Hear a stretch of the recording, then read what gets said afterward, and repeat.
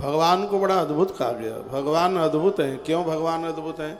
इसलिए अद्भुत हैं कि संसार के बच्चों का जन्म होता है तो 2 हाथ वाले आते हैं, और भगवान प्रकट हुए हैं तो 4 हाथ वाले बन के आए हैं, इसलिए भगवान अद्भुत है। भगवान इसलिए भी अद्भुत हैं कि संसार के बच्चों का जन्म होता है तो बच्चे रोते हैं, लेकिन भगवान प्रकट हुए तो भगवान मुस्कुराते हुए प्रकट, इसलिए भगवान अद्भुत है। भगवान इसलिए भी अद्भुत हैं कि संसार के बच्चों का जन्म होता है तो आंखें बंद होती हैं, लेकिन भगवान प्रकट हुए तो भगवान के नेत्र खुले थे, इसलिए भगवान अद्भुत हैं। और भगवान इसलिए भी अद्भुत हैं कि संसार के बच्चों का जन्म होता है तो बच्चों के हाथ खाली होते हैं, लेकिन जब भगवान प्रकट हुए हैं तो भगवान के 4 हाथ खाली नहीं थे, 4 हाथों में 4 चीजें थी। क्या क्या था? वर्णन है कहा गया शंख गदार युधायुधम। भगवान एक हाथ में शंख लेके आते। शंखे यशः, शंख जो मूल से लेके ऊपर तक सबका कल्याण करता है।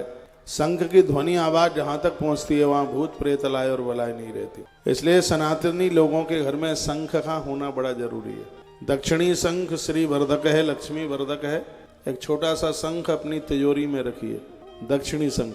धन का अभाव नहीं होगा, परिवार में घर में धन की वृद्धि होगी। बजाने के लिए नॉर्थ शंख, गणेश शंख आता है, बहुत अद्भुत है, श्रीवर्धक है। और इस शंख को रखने से पैसा, जुआ, शराब, एमाल, व्यभिचार इन सब चीजों में खर्च नहीं होता। तुलसी वन आश्रम ने बहुत घरों में गणेश शंख को पहुंचाया। कई प्रकार के शंख हैं, घर में शंख का होना बहुत जरूरी है। अभी पूर्व के एक महात्म्य में बड़ा अद्भुत वर्णन किया जा रहा था कि शंख का जल, आरती का जल जिसकी देह के ऊपर गिर जाए उसे उसके जीवन में कभी कुष्ठ रोग नहीं हो सकता। शंख के जल की भी इतनी बड़ी महिमा है। किसी के बच्चे तुतले हैं, ठीक से बोल नहीं पाते, तो गंगाजल रात को शंख में भर के सुबह वह गंगाजल उन बच्चों को पिलाया जाए तो उनकी वाणी खुल जाती है, वाक सिद्ध हो जाती है। इतनी बड़ी महिमा शंख की है।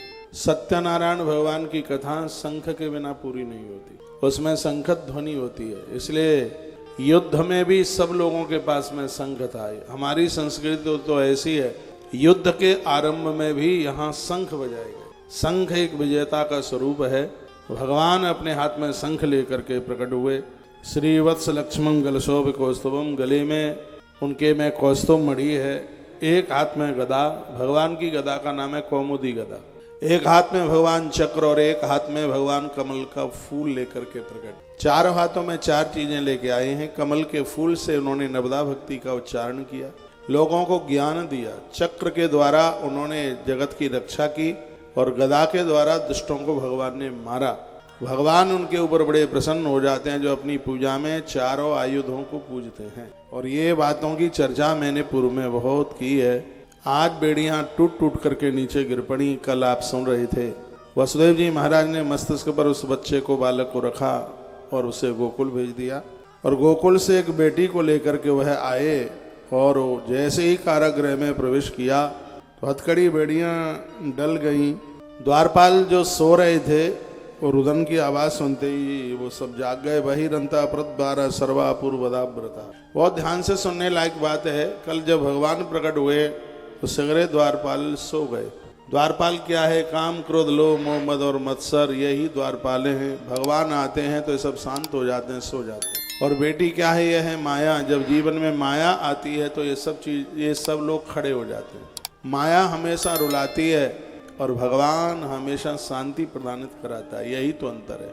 बहुत कुछ प्राप्त करने के बाद भी यदि आप शांत नहीं है तो इसका मतलब है कि आप अभाव में जी रहे, आपको कुछ चाहिए।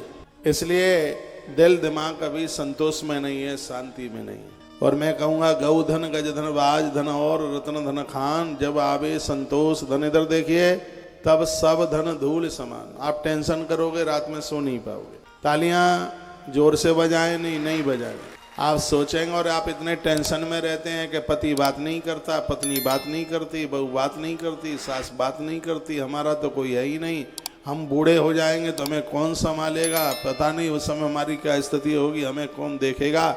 और ऐसे ही नकारात्मक सोच सोचते सोचते और अपनी जिंदगी को खत्म कर देते। रात को नींद आती नहीं, बस यही लगता है कि हम अकेले हैं। तुम अकेले क्यों? धरती माता तुम्हारे संग है, आकाश देव तुम्हारे साथ है, वरुण देवता आपके साथ हैं, सूर्य भगवान आपके साथ हैं, 27 नक्षत्र आपके साथ हैं। आप ये अनुभव करके देखिए तो भगवान कहता है कि मैं भी तो तुम्हारे ही साथ हूँ, अनुभव करके तो देखो। दुनिया तुम्हें छोड़ सकती है, 5 पांडव हो सकता है द्रौपदी को बचाने के लिए ना खड़े हो, लेकिन कृष्ण कहते हैं कि मैं तुझसे दूर नहीं था, सिर्फ तेरी आंखों का कसूर था। मैं तुझसे दूर नहीं था, बस तेरी आंखों का कसूर था। तूने कहा था कृष्ण द्वारका वारे, और तूने कहा कृष्ण द्वारका वारे, तो मैं दौड़ता हुआ द्रौपदी तेरे पास से दौड़ता दौड़ता द्वारका गया। अब द्वारका से लौट करके आया हूं, आने में देर हो गई है। यदि तू मुझे सर्वत्र व्यापक समझ लेती तो जब तैने पुकारा था उसी समय तेरे एक एक रोम से मैं प्रकट हो गया होता, लेकिन तूने वो तो समझा ही। तो भगवान पर भरोसा कीजिए, और भगवान भक्तों का हमेशा सहयोग करता है। ईश्वर होता ही इसीलिए, रिश्वत उसके यहाँ नहीं चलती, दलाली उसके लिए यहाँ नहीं चलती। वो तो बहुत, भगवान तो बड़ा अद्भुत है, उसका भरोसा तो कीजिएगा। वसुदेव और देवकी ने उनके ऊपर भरोसा किया, कारागृह में भगवान प्रकट हो गए। ये कथा